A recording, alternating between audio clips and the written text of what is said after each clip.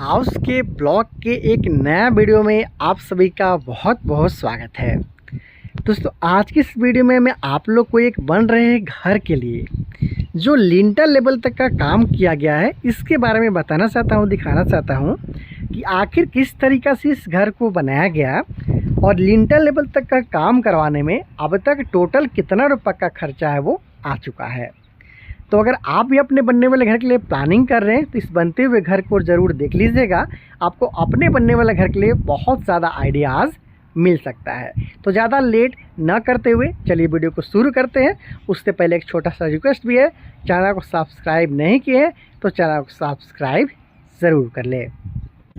दोस्तों, हम लोग इस बनते हुए घर के लिए जो खर्चा लगा है इसके बारे में भी जानने वाले हैं, इसलिए इसके बिल्डअप एरिया के बारे में भी आपको बताना चाहता हूँ। इस घर का जो साइड व्यू है वहाँ से लेकर यहाँ तक 28 फीट है, फ्रंट व्यू यहाँ से लेकर वहाँ तक 30 फीट है। अगर बात करें स्क्वायर फीट का तो 840 स्क्वायर फीट में इस घर का काम को किया जा रहा है। दोस्तों, अगर बात कर ले इस घर में लगने वाले कॉलम के बारे में तो टोटल इस घर में 12 कॉलम का इस्तेमाल किया जा रहा है और जो 12 कॉलम है उसका साइज़ सेम रखा गया है। एक कॉलम के बारे में आपको बता देता हूँ। इस कॉलम को 9 इंची बाई 9 इंची का रखा गया है, जहाँ पे 4 सरिया का इस्तेमाल किया जा रहा है।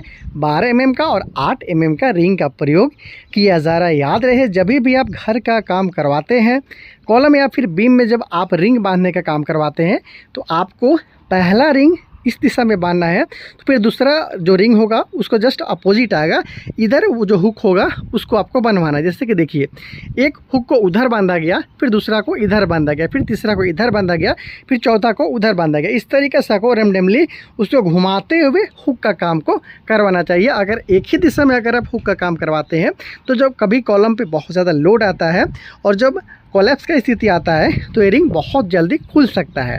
इसलिए आपको डिफरेंट जो आपका सरिया है उसमें आपको हुक का काम करवाना चाहिए। तो इस तरीक़े से यहाँ पे सही काम आप सीख सकते हैं। 9 इंची बाई 9 इंची कॉलम 12 mm का 4 सरिया के साथ में काम किया जा रहा है। हालांकि इस तरीके से अगर आप कॉलम का काम करवाते हैं तो मैक्सिमम आप अपने घर को 1 से 2 तला तक ही ले जा सकते हैं। अगर आपको उससे ज़्यादा ले जाना है तो फिर आपको कॉलम का साइज़ को बढ़ाना पड़ेगा।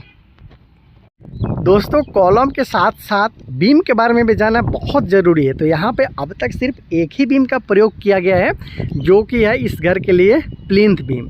और यहाँ पे जो अगल बगल का ज़मीन है वहाँ से लगभग 3 फीट के आसपास तक का यहाँ पे ऊंचाई है वो रखा गया है। हालांकि आपसे एक सलाह रहेगा कि ऐसा जगह पे आप घर बना रहे जहाँ पे अच्छे तरीके से रास्ता नहीं बना हुआ है तो कम से कम 4 से 5 फीट के आसपास तक में ऊँचाई आपको ज़रूर लेना चाहिए, भविष्य को ध्यान में रखते हुए।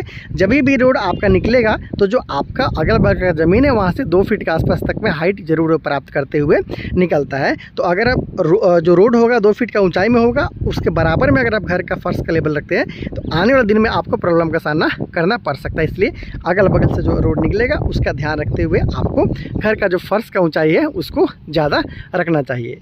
हालाँकि 9 इंची बाई 9 इंची का ये बना हुआ बीम है और इसमें 4 सरिया का इस्तेमाल किया जा रहा है 12 mm का। हालांकि डिफरेंट एंगल डिफरेंट जगह पे जाकर भी इस जो चीज़ है उसको वेरीफाई मैं आपको करवा देता हूँ। देखिए, जो अंदर का बीम है उसको भी रखा गया है 9 इंची बाई 9 इंची का।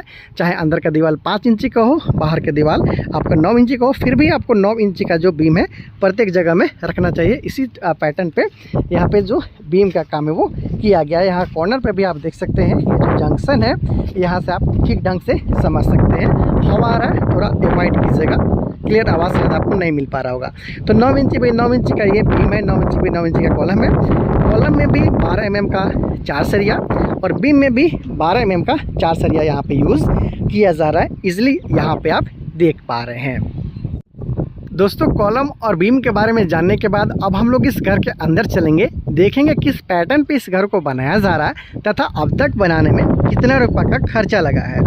अगर आप अपने बनने वाले घर के लिए प्लानिंग कर रहे हैं, ये सोचकर परेशान है कि आपका कितना रुपये तक का खर्चा आ सकता है, तो आप इस वीडियो को पूरा देखिएगा। खर्च के बारे में अभी आपको बताने वाला हूँ। मेन एंट्रेंस का बात कर ले तो लगभग 5 फीट बाई 7 फीट का यहाँ पे मेन एंट्रेंस होने वाला है। आप इजीली यहाँ पे देख पा रहे हो, लगभग बीचों बीच इस घर का मेन एंट्रेंस डोर होने वाला है। जैसे ही आप घर में एंटर करेंगे तो आपको हॉल के साथ साथ ये डाइनिंग एरिया देखने को मिल जाता है।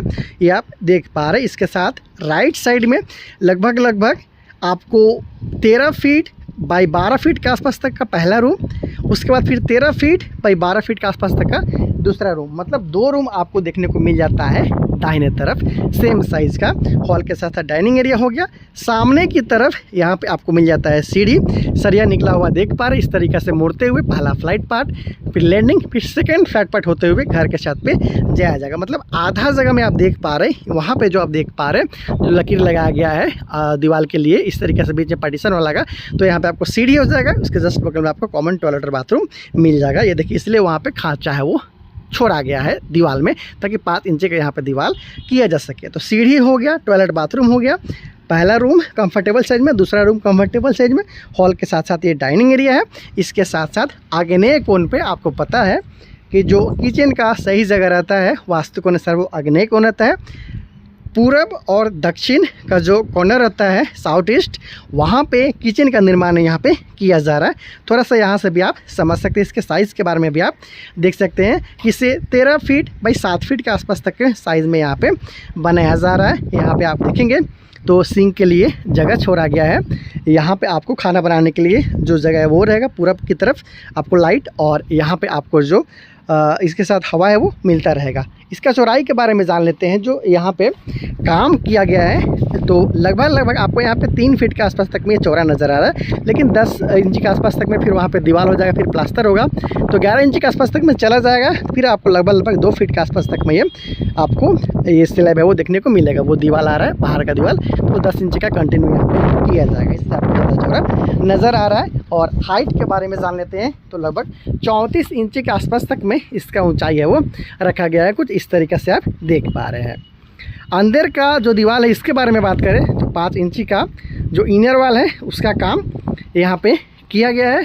और बाहर का जो दीवार है वो 10 इंच के साथ में रखा गया है। लगभग लिंटर लेवल तक जोड़ाई का काम इधर आप देख पा रहे हैं कि कंप्लीट हो चुका है। कुछ जगह पे यहाँ पे विंडो सिल लेवल तक, जहाँ पे विंडो दिया जाता है उस लेवल तक यहाँ पे जोड़ाई का काम किया गया है। विंडो सिल लेवल भी आप समझ लीजिए कि जो घर का आपका फर्श बनता है वहाँ से 3 फीट की ऊंचाई तक विंडो का जो सिल लेवल है उसको रखा जाता है। तो इस तरीके से यहाँ पे जो घर है इसका काम किया जा रहा है। और जो घर का फर्श वगैरह बनाने का काम है वो अब तक नहीं किया गया है। सिर्फ सॉइल फिलिंग करने के बाद में बरसात के लिए छोड़ दिया गया है, ताकि बरसात का पानी से ये ठीक ढंग से बैठ जाए। उसके बाद ब्रिक्स सोलिंग करते हुए इसका फर्श का काम किया जाएगा।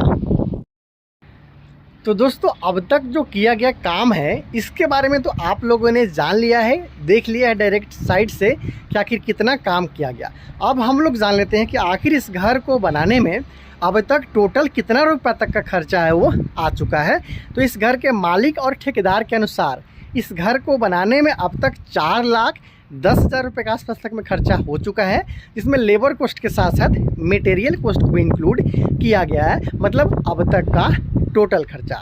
तो अगर आप भी अपने बनने वाले घर के लिए नक्शा चाहते हैं तो मुझसे बात करते हुए नक्शा निकलवा सकते हैं। और बहुत सारा बनता है घर का डिज़ाइन और वीडियो के लिए चैनल को सब्सक्राइब कीजिएगा। हर तरह से मैं कोशिश करता हूं कि आप लोग को डेली बेसिस पे नया चीज़ दिखाया जाए, ताकि आपको अपने बनने वाले घर के लिए आइडिया मिल सके। तो बहुत सारे वीडियो के लिए चैनल को सब्सक्राइब ज़रूर कर लीजिएगा। जैसे जैसे इस घर का काम आगे बढ़ेगा स्टेप वाइज बताऊंगा, दिखाऊंगा कि कैसे इस घर को कंप्लीट किया गया और कंप्लीट होने तक इस घर को कितना रुपया तक में खर्च आया। तो बहुत सारे वीडियो के लिए चैनल सब्सक्राइब जरूर कर लीजिएगा। बहुत जल्दी मिलते हैं।